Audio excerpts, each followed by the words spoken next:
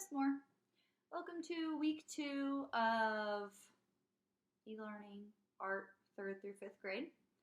I tried to get a little bit creative this week with our materials, so I hope this works out. If it doesn't, please let me know and I will plan next week accordingly. But I thought it would be fun if we experimented with some different materials and painting with them, because not all of us have paint at home. Not all of us have paint brushes at home. Not all of us have watercolors, things like that. So I have made 2 different types of paint that we'll talk about in a little bit, and hopefully you guys are able to make your own kind of paint at home to do this lesson. If not, feel free to watch the other lesson I posted, kindergarten through 2nd grade. It's making a portrait of somebody in your home. You can do that as well. Totally up to you. But first, I want for us to talk about a new artist. And here's a picture of him. And his name is Vik Muniz. And Vik is spelled V-I-K.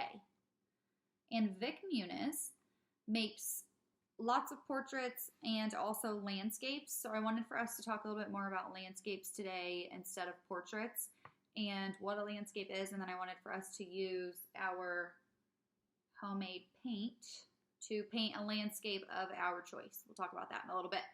But first, here is Vik Muniz's art. And this is a cathedral that he painted. I looked up where the cathedral was, but the word was really hard to say and I didn't want to mess it up. So I just know it's a cathedral. And if you look close enough, you can kind of tell that the cathedral is painted out of chocolate syrup.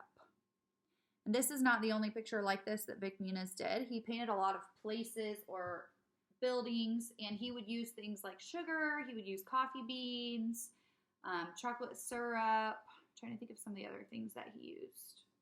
Oh, he painted with peanut butter and jelly. That sounds like a big mess that I don't want to do. So we are going to make our own paint, hopefully, so that we can do a landscape or a building painting with a new type of material that we've never used before. So, or for art purposes. We can get started. Step number 1, make coffee, tea, or Kool-Aid with a parent. Obviously, coffee is hot when you make it.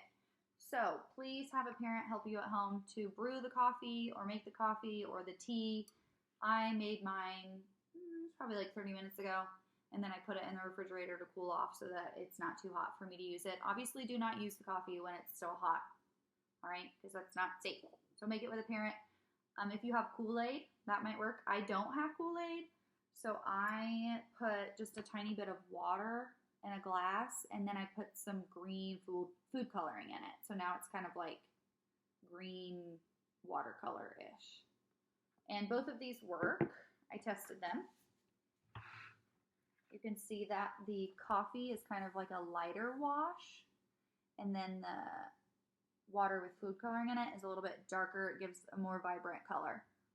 So you don't have to make 2 different ones, but I just wanted to test 2 different things out. I also read online that tea works and Kool-Aid works, but you can get as creative as you want with what you choose to use as your paint today.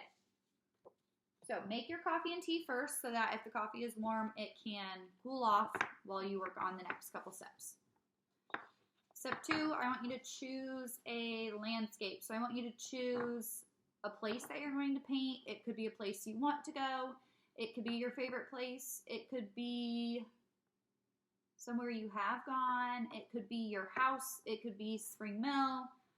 It's up to you. I recommend you choose somewhere that you can find a picture of so that you have the picture to look at as reference while you're painting today.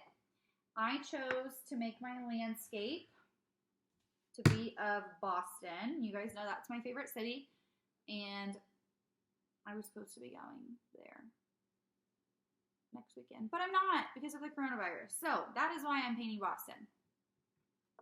Here is the picture I found online. I chose a simple picture with not a ton of detail because I know that With this small piece of paper, I might not be able to get all of those tiny details, and maybe I don't have the best kind of brush for those details today. And I also don't have a ton of colors. So I chose a pretty simple picture. It's just a skyline of Boston on the water. And that's the landscape. That's the picture I'm going to look at today while I'm painting. And so I'm just going to pull that up right in front of me and look at it while I'm working. And that'll help me to kind of make my picture look more realistic.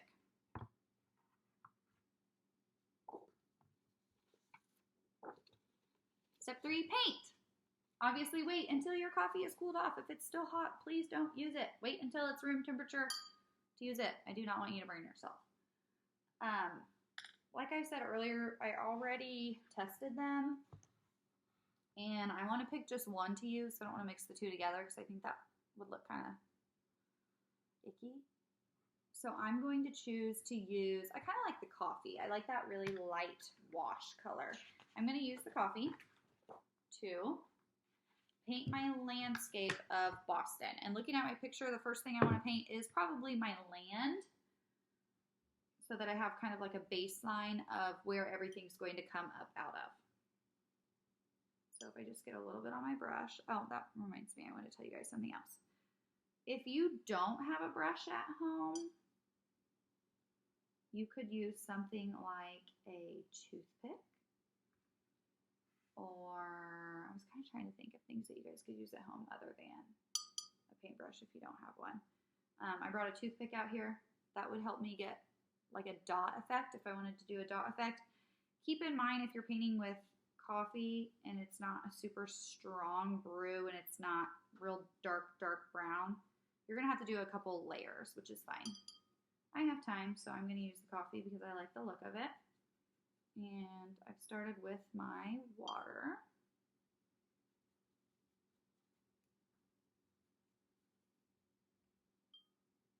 And then when it dries, which it'll dry pretty fast, I can go over it again and it'll continue making that color darker.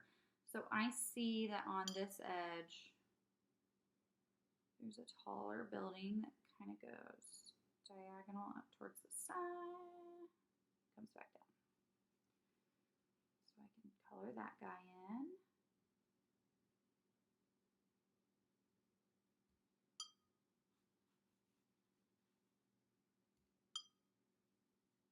Smells really good. The coffee smells good while I'm painting. I hope you guys are able to do this at home because I think it's fun.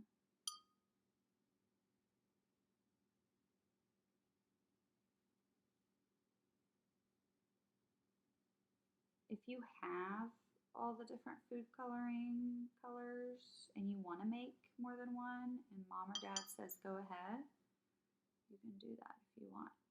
I was just trying to make it simple.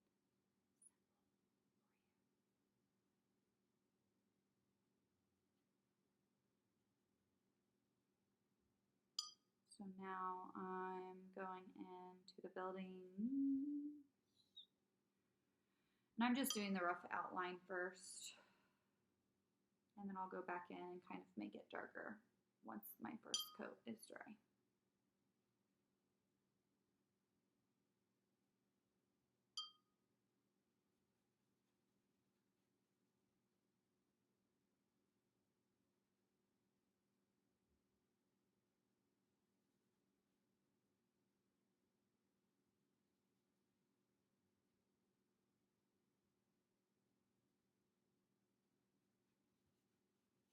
All right, so it's already kind of drying. Like my first couple brush strokes are already drying.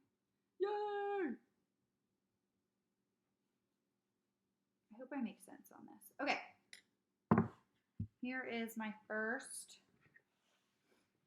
coat of the coffee paint. It's just a rough outline. It looks really light and you can't see it. Oh, there you can kind of see it a little bit better. It's just a rough outline of the buildings. I'm going to let it dry a little bit and then I'm going to come back to it. So, pause my video. I'll be back.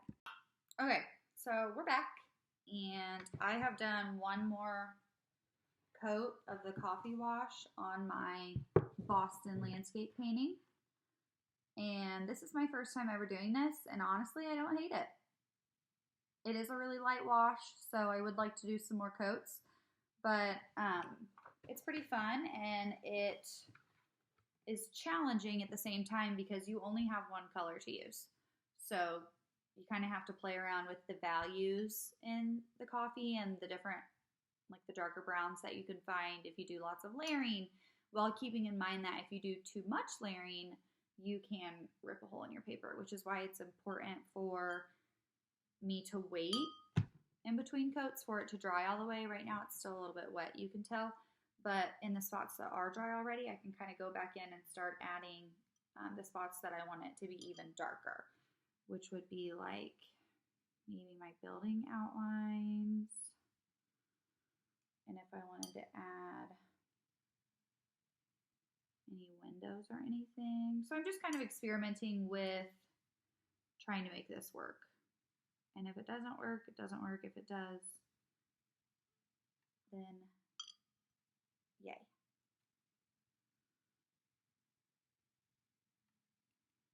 So obviously the stronger the brew of coffee you make, the darker it'll be, which I think is part of my problem. My coffee's not super, super dark. It's kind of light. You can't really tell, but it looks more like tea when it's up in the light. I guess not really to you guys, but okay. So I obviously want for the line where the land meets the water to be pretty defined, which is why I keep going over that spot so that you can tell where the buildings kind of start coming up.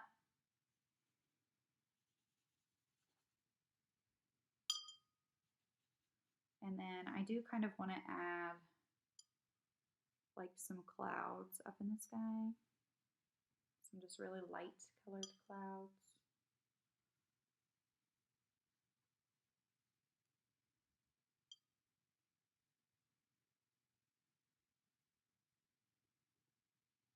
And this is something too that you could work on over multiple days. Like, it doesn't have to be done today. So I could let it dry completely and come back to it tomorrow and add more layers on if I wanted to. I'm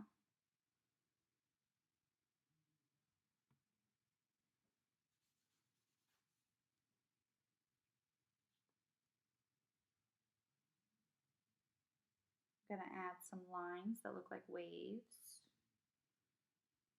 in the water, and we'll see if they show up or not. But just like I did last week, I'll post a picture of the final piece so that you guys can see what I turned out with and how it looked.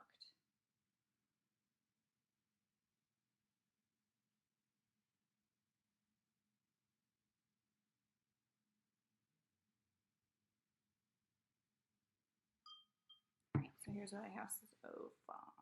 It's pretty good. It's just a really light wash. It's really simple, not a ton of detail, but you can definitely tell it's a landscape. And if you know a lot about Boston, you might be able to even tell that it's Boston. So here's my picture. Yay! After you are finished, please make sure you clean up your mess. Obviously, I don't want to drink my coffee because I've been putting my dirty paintbrush in it, so I'm going to dump my coffee down the drain or down the sink. I can get rid of my food color water. I'm going to let my picture dry, and then I'm going to put it away.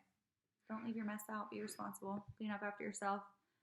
Send me pictures of your art. I'm going to put my email down below in the comments again so that you guys can send me pictures of this and also everything you're making at home. I miss you guys, and I will have another video for you next week.